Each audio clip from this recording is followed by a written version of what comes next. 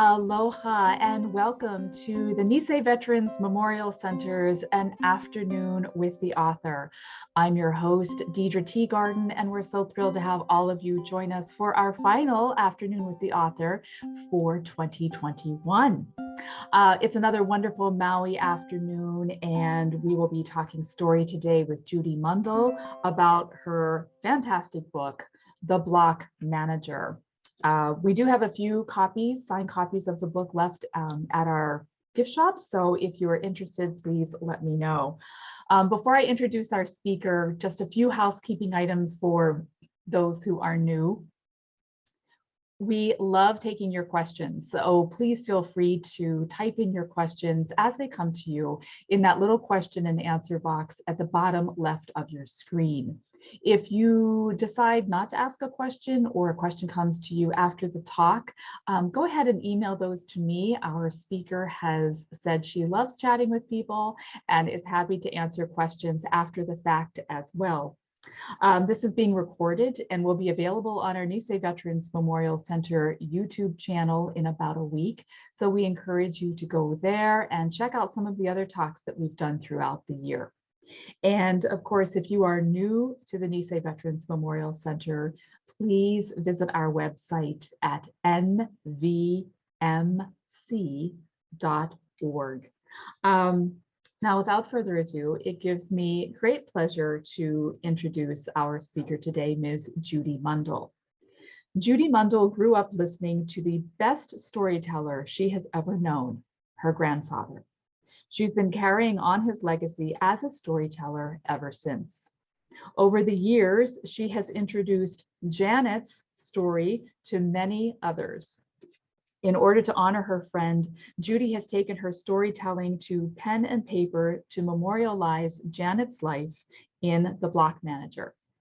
When she's not telling stories, Judy is a certified public accountant. She graduated from Indiana University in 1977 with a BS in Business Administration and a concentration in accounting. She began her career as an auditor, working in Chicago, followed by St. Louis and London. For the last 30 years, she has been a CFO for several small businesses and taught numerous accounting classes at local colleges. Judy and her husband, Craig, live in St. Louis. They have 3 children and 1 granddaughter. Please help me give a very nice virtual Maui welcome to Judy Mundle. Judy, welcome. And I think, yes, unmute yourself. When I hear of St. Louis, I can't help but think of Judy Garland and Meet Me in St. Louis and that wonderful holiday movie.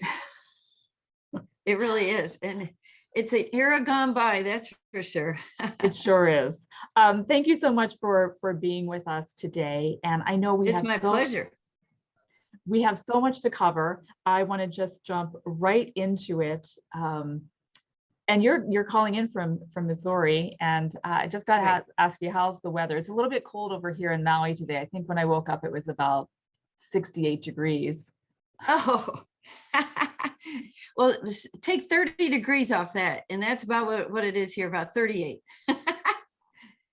Well, you'll have to come over to Maui next time and do all of this again in person. It'd be great.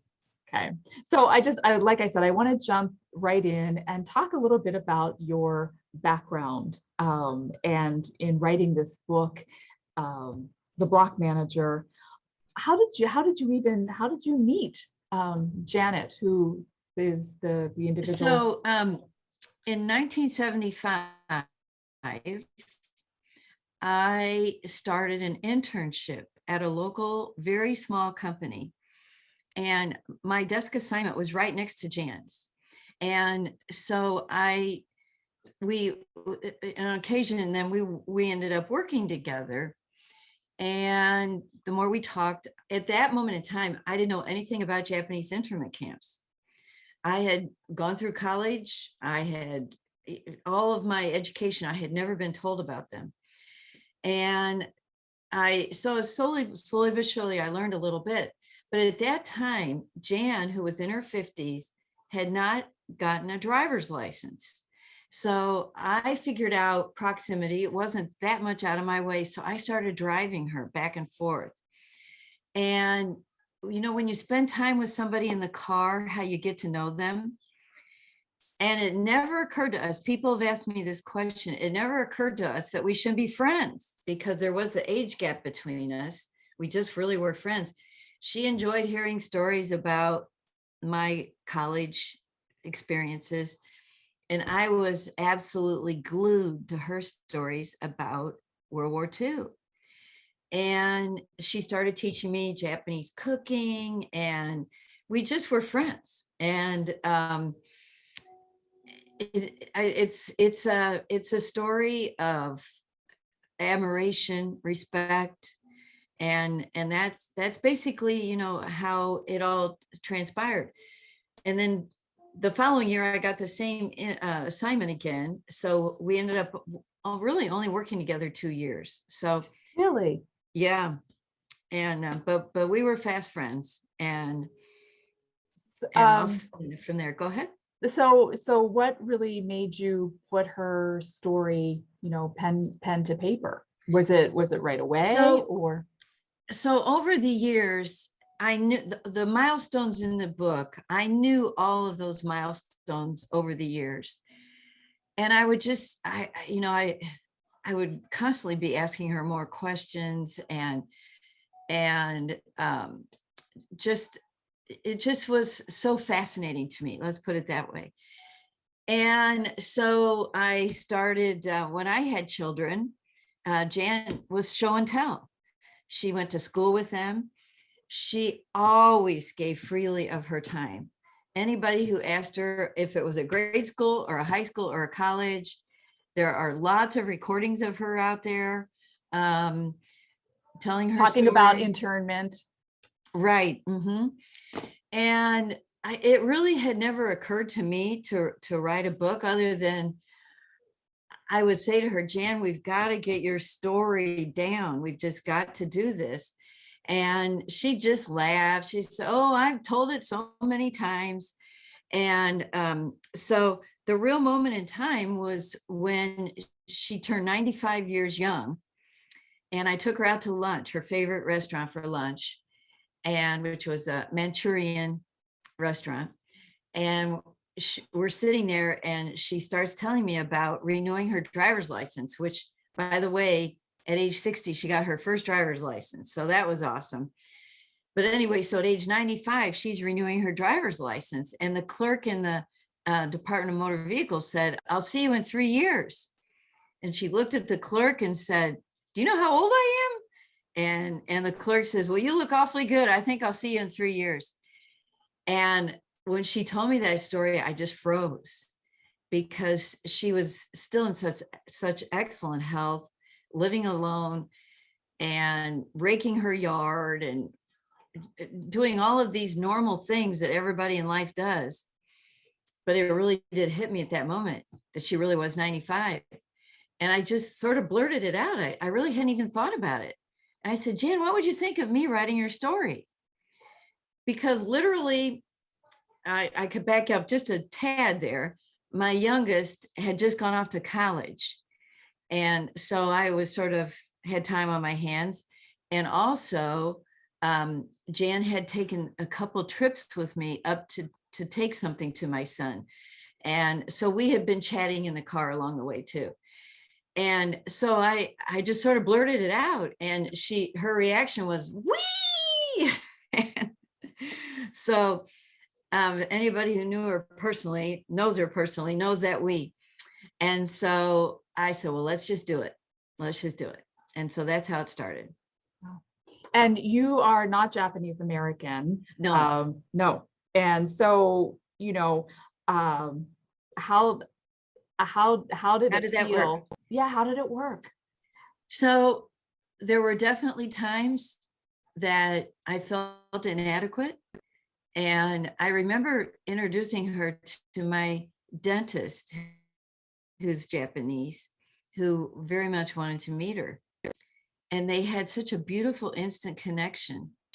That was a cultural connection that I knew it was something I would never have. And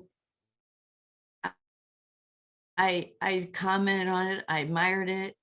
And the way he communicated to her was something that I would have never known how to do it. I don't know how else to say it to you. And so there were times I definitely felt inadequate. And at one point, I tried to connect with a relative of hers who most assuredly gave me a cold shoulder. And long story short, I have a distant cousin, well, it's my mother's first cousin, I guess second cousin, who was actually a really well-known author. He's since passed away, but he's a young adult author that, at least over in our vicinity, his books are in all the schools. He's very, very well known. And I was able to talk with him about the whole process, what I was doing. And he was the first one that actually told me definitely to write this story first person. He said, you're telling her story, write it first person. And the other thing, when I told him about feeling this, should I be doing this? He stopped me in my tracks and he said, Judy, don't ever, ever forget, she chose you. And that was my moment that, okay. Okay.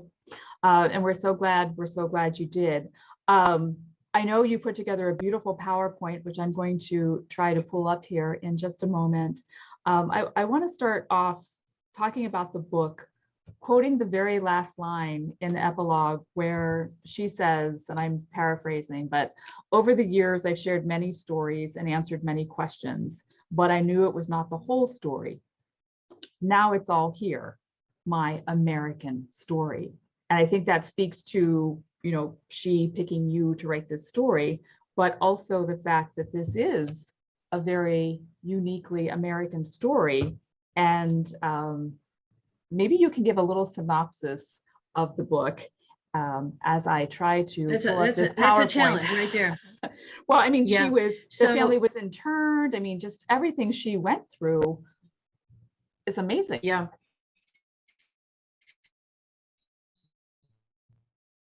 The interesting thing about Jan's story, I think there are many other stories out there about Japanese being in the internment camps, but one of the most interesting parts of her story is the fact first of all, she was in 3 camps, and then she ends up in Japan.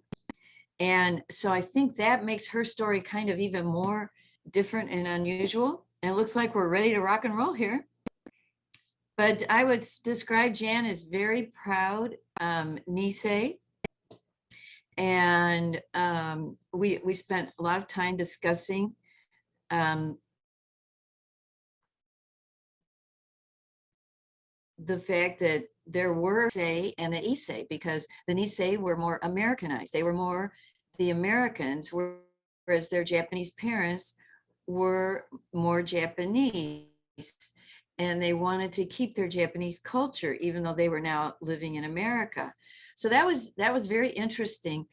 And to me, to understand that dynamic, almost every generation has some of those challenges, but theirs was additional because of the fact that you had growing up in Japan versus growing up in America. Right. So do you want to start the slides and we can just sort of tell the story? Yes, do that. I'm having a little trouble with the slides. The computer that was me. That's why I was so glad when you said you could do it. So do you know what? Just start. Just start talking and maybe. Okay. About how young she was and how she was really the first female to become a block manager. Right. So one thing that Deidre and I have talked about is there were 8 or 9 chapters of my book, which were actually deleted from the early years of her life. And if we have a little bit of time, we're going to cover some of that tonight. But the book basically starts off, we've got it. There's young Jan in slide number 1. And she had whoops. Well, it's older Jan first. Oh, okay. Well, this is, okay. Let's see. How should we do this? This is their wedding picture. Yes. maybe just put it on the whole screen. Could we do that? And then Let's try that. and since it's being grumpy on us with What is being grumpy? I know I am just not very techie at all, and these PowerPoints can be frustrating. But while you're doing that, I'll start telling a little bit of the story. So Jan, the start of the book is Jan is living in Stockton, California. Her parents had a rental home. Her dad was a farmer, and he was actually a foreman on the farm, which was really awesome. But she would describe her family as poor, but they had enough to eat. They had enough to get by in this world. But she would talk a lot about how her mom sacrificed for her children. And Jan was the oldest of 8. And she was very, very helpful to her mom. In the second slide there, you'll see Jan's high school graduation picture. While Jan was in school, she, what was a very common thing at that time was that they would study Japanese at the Buddhist temple in addition to going to the public schools, of course, during the day. And what was very, very common was that they would only do it for a couple of years, and they would get frustrated and give up on the Japanese. Whereas Jan was the star in her class. She's a very intelligent person. And she graduated top in her class at the Japanese school, and probably was in the public schools too. But they actually forced her to graduate a semester early because the schools were getting crowded. But anyway, she had a very, very normal childhood. She would tell me she never, ever felt any prejudice. Her school had Japanese club that had, she had a very, very normal, happy childhood. The picture that you see here in slide 3 and slide 4, I really like those because one of the things that she did at that time was they had a women's club associated with the young Japanese ladies at the Buddhist temple. And they would go around and have conventions all over California. And she got to see the Golden Gate Bridge, and they would dress in their finest. And it was just a big part of her life. And so I like to show this to give you the sense of the normal, happy childhood she had growing up. And then slide number 5 is just a beautiful picture of her. And she thinks that's from one of the conventions that she went to, but she's not real sure. But anyway, that just captures her beauty both in and out to me. She's just a wonderful, wonderful, you can see the kindness to me right in that beautiful picture. So slide number 6, I include that one because it shows how she processed what happened. When they were sent off to the camps, initially she was sent to the local county fairgrounds that they converted quickly into making these camps.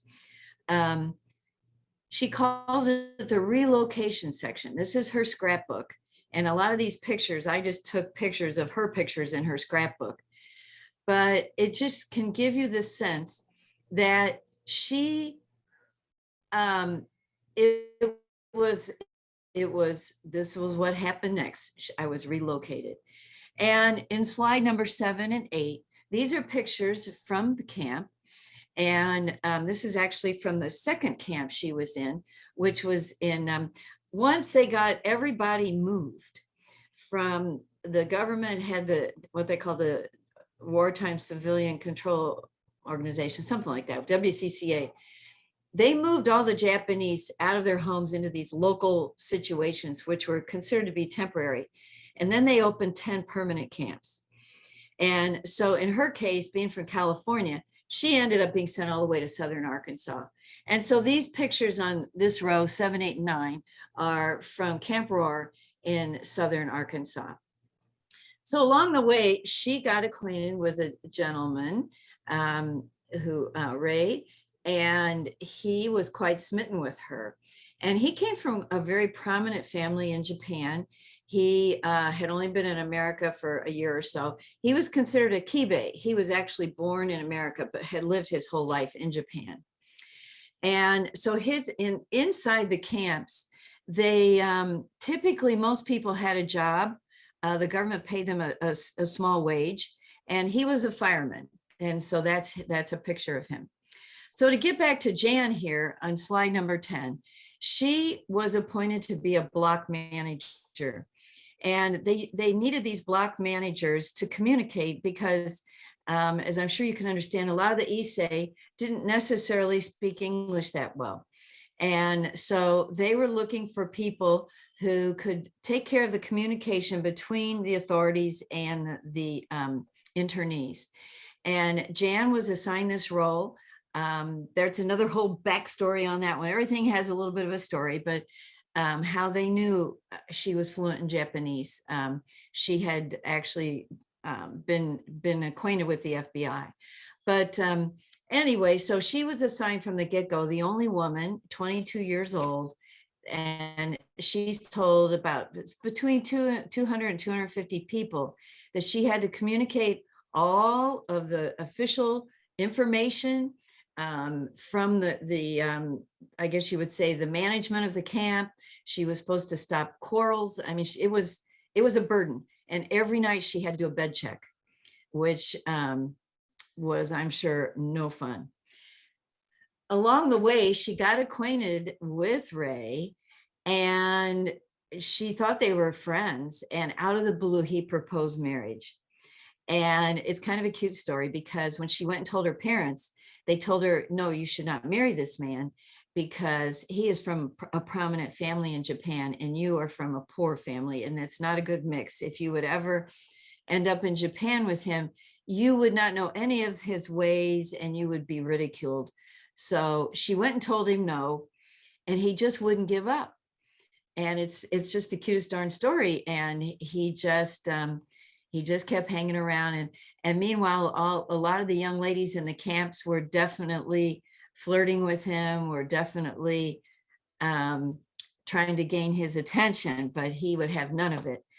So finally, her parents realized that they belonged together, and they blessed the marriage. And so it happened.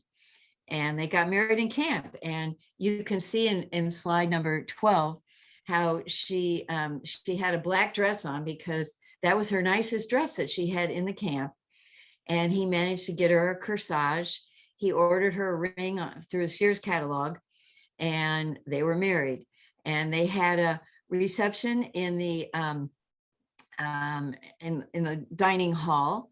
And one of my favorite stories in the book is about how the one of the gentlemen who was a chef there had worked in the Stockton Hotel, and he had a very tight allowance, I guess you would say, of sugar rationing that would come through. And he started saving a teaspoon a week. And when Jan got married, he came out with a white sheet cake. And that was unbelievable. Nobody had had a cake. Wow. And it put her to tears. And so it just shows how they lived. And they took water and they dyed it red to pretend it was Kool-Aid. And so that was slide 12 and 13. There's the new married couple. And in slide 13, you can't really tell, but she talked about, she just made that dress and it's bright pink and white polka dots. Slide 14 is in Camp Roar. And the interesting thing there is it doesn't look that bad, does it? Because the Japanese sent away for seeds and they had gardens and shrubs. And she said you walked in the door and there was a bed and a bulb hanging from the ceiling. There was nothing in there, but they did their best to make the camp look as pleasant as possible. The next several slides, 15, 16, 17, 18, then 19 and 20, those slides are all interesting to me. These came from a yearbook that belonged to Jan's sister, who actually graduated high school while in the camp. And I think it's interesting. You can see in slide 16 there's a picture of a guard tower. And it's, I thought this was very interesting. In some respects, this scrapbook looked like, or this yearbook looked like yours and mine and looked very normal. But then there's places where they bring it home, and they had clubs, and they did everything they could to make it as normal as possible. And in slide 19, I thought it was sort of a nice collage there. And, you know, different people did manage to get in music, and they had their dances and so forth right there in their dining halls. So slide number 20 is interesting. Without going into a whole lot of detail, the government put out a survey with the men, and I understand in other camps they did it with the women. Jan told me she did not have to fill out the survey, but basically they were looking for 2 questions. The loyalty questionnaire. Yeah, the loyalty questionnaire. And this was after they'd already been in here for over a year. And basically, are you loyal to the United States in their war with Japan? And are you willing to serve in the armed forces? And Jan's brother and her father both said yes to those questions. Jan's husband, Ray, said no. And those people became known as the no-nos. So you may have heard of the no-nos. And the government decided the no-nos were a risk, and they needed to be isolated, segregated from the population. So all the no-nos were sent to Tule Lake, California, which is Northern California, to a fairly large, one of their permanent camps. And this one was really run more like a prison, because they even had barbed wire around the office inside the camp. So that's where Jan and she went with her husband. She did not have to go, but she went with her husband, and she was pregnant at that time. And you see there in slide 21, she had a little baby boy. That's another interesting story from the book. And she had a very, very difficult pregnancy and difficult delivery, but that was her only child she ever had. So very, very precious. And slide number 23, you can see there is the winter time in Tule Lake. It was very barren in Northern California. In slide 24, that is her brother, who answered yes on the loyalty questionnaire and did get drafted. And he is back visiting his family in Camp Roar, which is a little irony. Here he's in the military now, and he goes back to visit his family still in internment. But the reason at that moment, and I know there were other Japanese who did serve in different capacities in the war. I'm not much of an expert on that, but her brother was drafted along with the other Japanese from that camp in anticipation of assisting in Japan at the end of the war, because they could communicate and so forth. And so her brother never shot a gun, never had any live action. He was just being prepared to go to Japan. And so the war finally ended. Once they were in Tule Lake, Jan's husband joined a group. They had, I guess they called them gangs. You can imagine they were like-minded. They were angry, and they got sent away. And he was sent away to Santa Fe, New Mexico, which really was more like a prison. And they weren't allowed to even see their families at the end of the war. They had renounced their citizenship. And so at the end of the war, everybody that was in Santa Fe was immediately sent to Japan. So the war ends, and Ray is in Japan, and the most gut-wrenching moment of the entire World War II experience for Jan was leaving America and renouncing her citizenship to join her husband in Japan. And that was her pivotal moment, because Her mother told her, don't go, they're going to hate you, and turned out to be right. And but she felt that she should take her son to be with his dad, and so she went to Japan, and she ended up living in a town called Hatsukaishi, which was only a few miles from Hiroshima, and the aftermath of the bomb, which was horrible. And the house was still standing, the windows had been blown out, but many houses around had to be torn down. It was desolation, as I'm sure you can gather. But the pictures here that you see in 25 and 26 are happier days while they are in Japan. And there you see in 26 her brother again.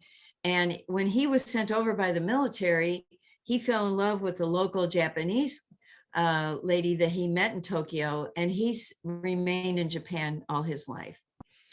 And at Jan's family, out of the 8 siblings, Jan's 101 now, and there are still 3 others that are still alive, including that one and that brother. And she has a sister in Oahu that's still alive. How about that?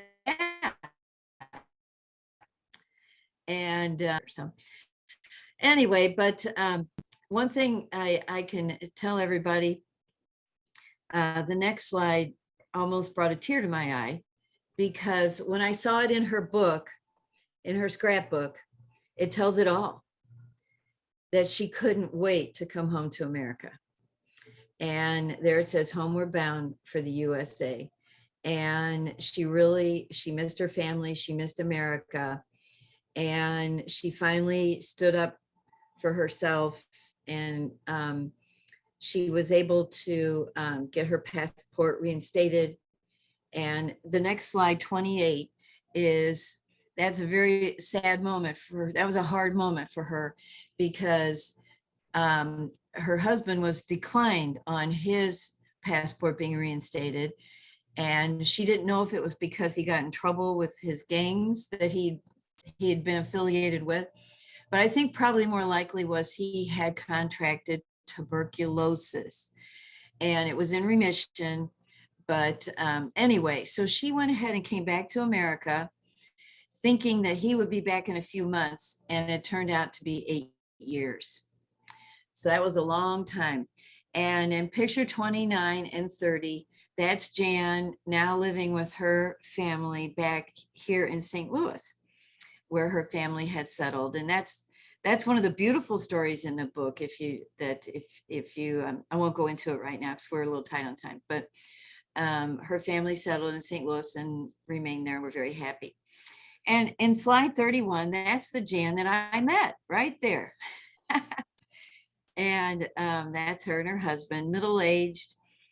And once he came over here, he started a Japanese garden business and was very successful with it. And they had a very, very simple but very happy life. The next slide, 32, I like to show people. This is in my house. And you had it, it was kind of blown up earlier. And there's Jan petting my dog. But the interesting thing to me is she's 95 years old. And can you see how she's sitting on her ankles? I mean, she was so limber. And here at age 95, raking her yard, she's sitting. I couldn't sit on my ankles like that. And there she is. The next picture my son took of us just in the garage. It's like, gee, we better get a couple pictures here when we were working together. And the last picture is Jan's 100th birthday, which was on January 12th, 2020, right before COVID hit. And so I was lucky enough to be with her that day. And but anyway, so that's kind of an overview. I've left out a lot, but it's just a little overview. And I know there are questions. How are we doing on time here, Deidre? We're doing great on time. Thank you. Thank you for that. And again, my apologies for the PowerPoint and the computer. We got through them okay, I think. We did. Yeah. We did. Thank you. So, one of the recurring things that I found through the book was that no matter where she was in her life, she was just so helpful. Starting with before the going to internment, making all the duffel bags for everybody. But I was wondering if you could kind of speak to that a little bit, how helpful she was, and do you think that helped her get through everything? Definitely. I mean, she has a heart of gold, and she would tell you, she would give full credit for all of that to her mom. And she said her mom had that same kindness. But yes, one of the stories you mentioned there was when they realized her mother was really the one that realized they were probably going to get sent away, when they could see what was coming. And all they had were these little old cardboard suitcases. And her mother went and got a big roll of gray canvas. And she said to Jan, have you seen the soldiers in town walking around with their duffel bags? Do you think you could make one? And so Jan, being Jan, and was a talented seamstress, she figured out a pattern and made a big duffel bag. But she had to do it by hand because the fabric was so heavy, even though she did have an electric sewing machine at that time. And so then word started spreading, and the neighbors and friends were all asking, can you make us duffel bags? And she became consumed with trying to, and finally she said, I can only make one per family. And I wish I had one. And I don't. She said in the end, they probably were all thrown away, but it would be great to have one today. But she would stay up all hours of the night. And one particular night, she dropped a needle on herself and cut herself, and she was bleeding, and she went to the bathroom, and she threw up, and she was way overexhausted and just trying to do all she could to help everybody else. And that's the way she always was. And she translated Japanese. A lot of the Issei were writing letters, or they were receiving letters. And she did hours and hours and hours of translating while in the camps, all three camps that she was in. And she was never paid a nickel for any of it. She always just volunteered her time and did it for the people. And it's not in the book, but she also did translating with some people in Japan when she was over there. Some years later, when there were some of the orphan children, she was trying to help them find homes with Japanese families in America. But anyway, she would just say that she wouldn't think that it was anything remarkable. But So yes, I know it's remarkable. It is remarkable. And I think you mentioned about how her mother, she got that from her mother. But all of the hardships that we don't have time to go into. I mean, she is such a pioneer, such a survivor. I mean, so many horrible things happened to her, yet it seems that she maintained this very gracious, kind, unbitter feeling about all of it. And I mean, what do you attribute that to? Well, of course, they had the saying of gaman, which was patience with dignity. And that so describes her that I remember one time when I took her to my son's school, she was show and tell again. And at that time, I remember she was 88 years old, because we had a little laugh about that. And they had several classes together, and they were all asking questions. And the teacher had sort of an executive type, or whatever they call it, not executive, something that they use. I couldn't tell you. Anyway, one of those high back chairs. And he had it all ready for her. And she said, oh, no, I'll stand. And we were there. I know it was over 2 hours. And she was not going to leave until she answered every child's question. Some, of course, were stupid. Others were excellent questions. When it comes with children, you'll get the funniest thing. But she stood there and I just thought that there is the gaman right there. It was just, she's had all this patience for these children, and she didn't make anybody feel bad. And she gave them all her full attention. And to the point, like I say, she would not even sit down and relax. And it's hard to describe. I brought her to my own book club when we did Hotel on the Corner of Bitter and Sweet. Have you all read that? Yes. And once again, she just was so gracious. And I think part of it is just the fact that she has zero bitterness in her heart. Very amazing. And that's why she can do it. That's exactly why she can do it. And that's why she's 101. Yeah. And yeah. Can you imagine that today? I mean, we can't even imagine. No, it's definitely something very special. I know you wanted to talk about, and we wanted to hear a little bit about, you had some chapters that were cut from the book, and those related specifically to Hawaii, and Sure. you wanted to share some of that. So let's talk about that for a little while. So is it okay if I just read? Definitely. Read this Please excerpt read. that wasn't processed. Okay. Here we go.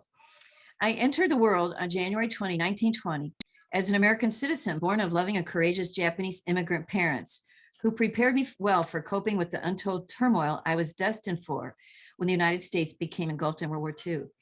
I was the firstborn daughter of Chuji and Sei Hattori. My mom gave birth to me less than a year after her arrival. She knew no one when she arrived.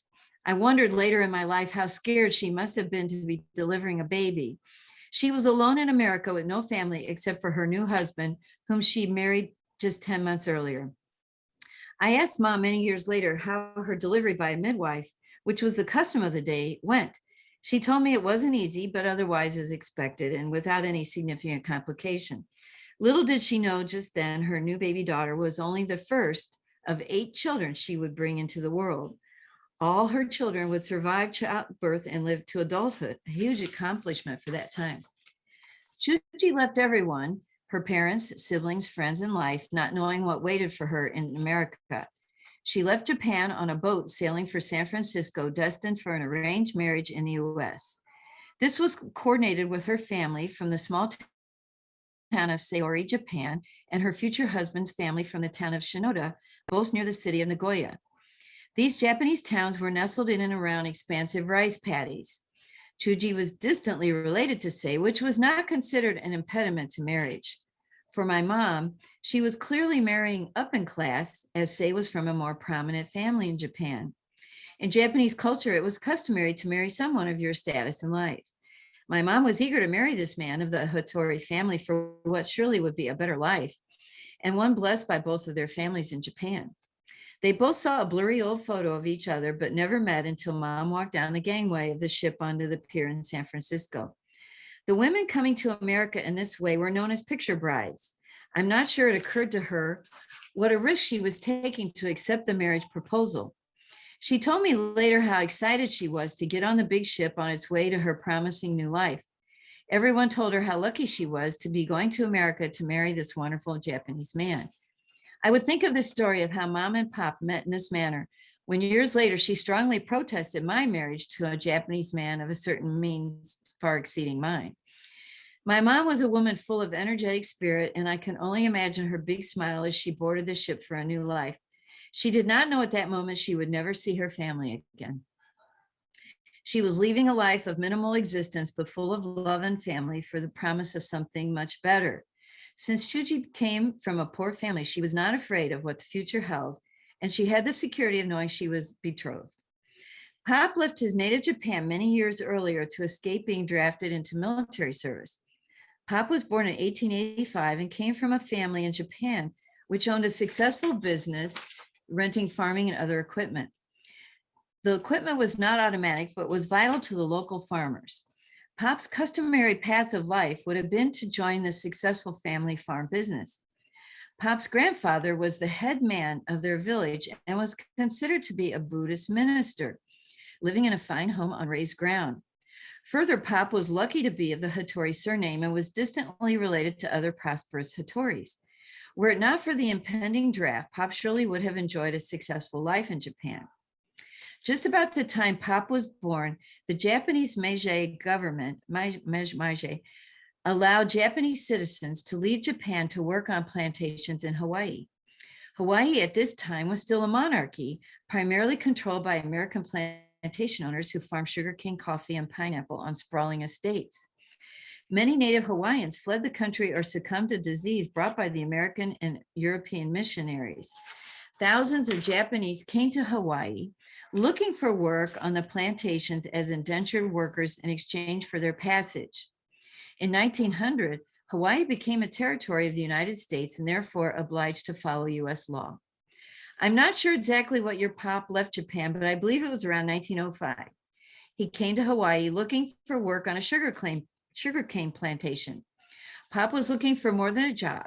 He was looking to evade conscription by the Japanese Imperial Military. Pop worked on the plantations under harsh conditions.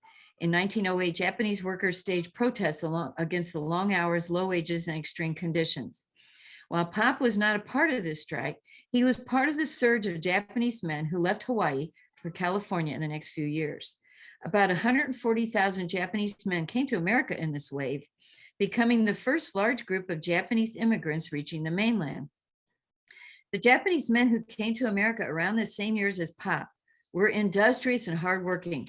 They're therefore viewed as a threat to take away jobs and income from Americans.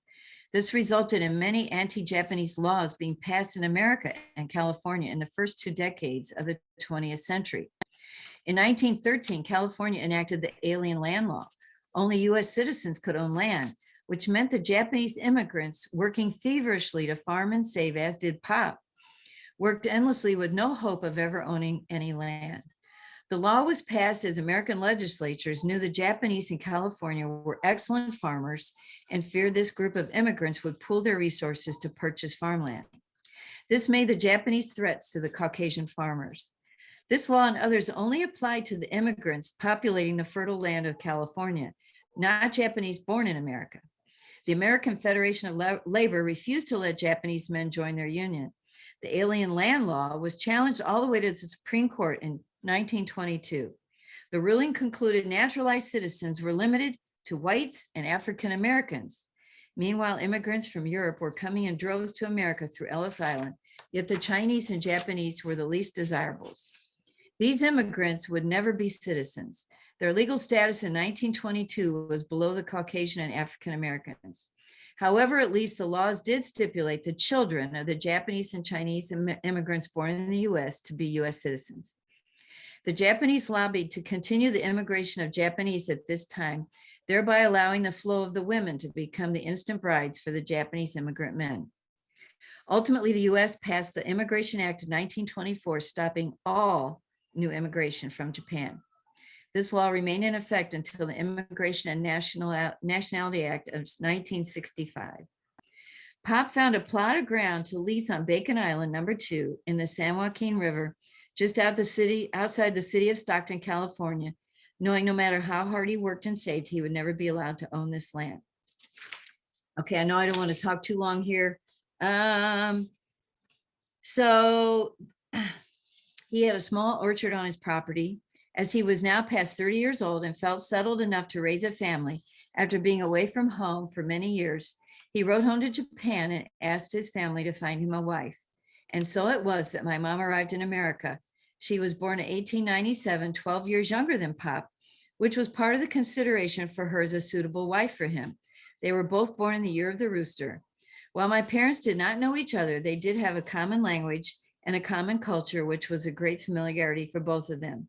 This no doubt helped ease their transition to married life together. My mom left primitive living arrangements and arrived in the US to exactly the same. She was with child, me, within a month of her arrival. Yeah. So I hope that what a legacy. No. Thank you so much for sharing that. And what a legacy, what a life. I know her son, of whom you write about in the book, Norman, who his name is Norman in the book. I know he's on the call with us today, and there's just so much about him in this book, and you talk about it being a love story and between she and her husband, but there's so many stories in here of love and compassion, even with her, with the son, with all the people that kind of did help out throughout the years with their family. Mrs. Humbarger, the sweet potato man in Japan, the Italian neighbors who brought spaghetti in the middle of the night before the family were sent to the internment camps. But and I think it's also a love story of friendship between you and Janet, and how beautiful that you were able to to put it all together. What Thank you. Yeah. It really, I can't put in words, my feelings, my fondness. And we had so many moments together. And one of them, on her 99th birthday, I showed up with the first book for her in Chicago. And as I say it, we're about 5 hours apart. And she was sort of dozing off, and it was a snowy morning. And a man had to unlock the front door to let me in. And I showed it to her, and the tears just started running down her face, and tears started running down my face. And she said, "You really did it." I said, "Yeah, it's really done." And speaking of kindness, one other, I think, little kind of cool story is how we got the cover. There was a fellow that grew up in my neighborhood who's now very, very successful illustrating artist, I guess you would say. And he's under contract with a major book publisher that he does illustration work. He's also a professor here in St. Louis at Washington University of Illustration. And the publisher I was using was coming up with these really boring covers. And I couldn't figure out what was wrong, because I don't know anything. I have no ability in that range, but I sent it over to my friend John. And I said, "John, I know you're busy. I know you're under contract, and I know you really can't do anything, but could you tell me just what's wrong with this, that we can fix it? Because it just didn't feel right." And he just knew a little bit about the book, but he stayed up that night and he did that cover for us, which I think is just brilliant. He actually had it reversed. He didn't know the story, but the Japanese flag was, he had that in a different place. We just moved it around a little bit, but we had never thought about putting the flags on with the photos. And to me, it just made for the most beautiful cover. And he said, "You can never tell anybody I did it." So I just told all of you, but you don't know his name. We will not reveal it. Yeah. No, that's beautiful. We are gently coming to the end of our hour. So I want to thank you. I also want to thank Norman, Janet's son, for being with us today and for supporting the book and this series. I'm going to come back to you for some closing remarks. Okay. But want to thank everybody else for being with us all this year. Thank you so much. Thank you, Anna Maeda. She is one of our supporters and put us in touch with you and put us in touch with a lot of our other authors. It was so random when she contacted me, and it just worked. It really did. So thank you, Anna. I know you're on the call. We will be continuing the Afternoon with the Author series into the new year. We have another slate of wonderful authors for all of you, starting on January 15th with Rebecca Taniguchi and her book, Hero's War. We also have that book here at the center, along with Judy's. So if you're looking for stocking stuffers or for some last minute Christmas gifts, please consider these books. They're amazing books about the human spirit. And if I can throw in for you, a lady with a connection to the internment camps did the whole narration. If anybody's interested, it's available on Audible. And it's also available on Amazon as a Kindle, which is very reasonable. And maybe I shouldn't have said that, but That's okay. and because I'm always happy anybody to get the story any way they can. Yeah. So thank you for that. We are going to, I don't see any questions coming in, but again, we will take questions after the fact. Just send them to me. Sure. You all have my email. I'll send them over to Judy. Judy, thank you so much for being with us today, for writing this story, for Oh, it's my capturing Janet's pleasure. story. But some closing remarks from you. Well, as you mentioned, Deidre, I've done quite a few book clubs, but I have to give you the compliment here because you've picked up on so much of the essence of the book, of the survivorship, the kindness in the midst of all the difficulties, which we didn't really kind of, there's, like you say, there's so many more things that we could discuss. And the friendships, and it's hard for me to express. And when I was writing the prologue, I just couldn't really even put it into words. And I just tried my best, but just the most beautiful soul and dear friend. And so I'm just so glad I was able to get her story done. One of the things that I said to her, because she was 95, and as I mentioned to you, it came out she was 99. And I said to her, Jan, why didn't we do this 20 years ago? And she just looked at me and she said, it wasn't the right time. And I think probably for her,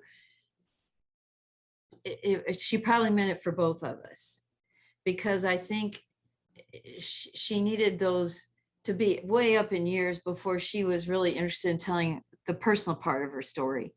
We knew the milestones about the camps, but the personal part of her story with her husband and so forth.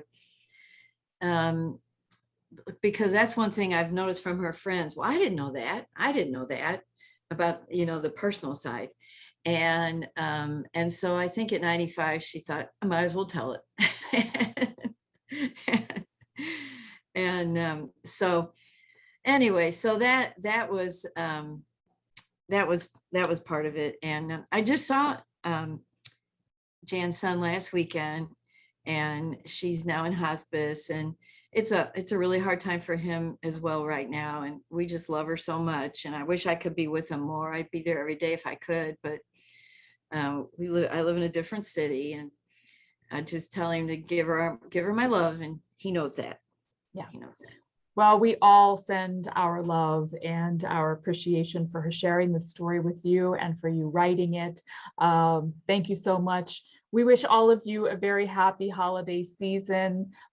Please take care and love your family, and we'll see you in 2022. So thank you so much, Judy. Thank you. Bye-bye. Bye.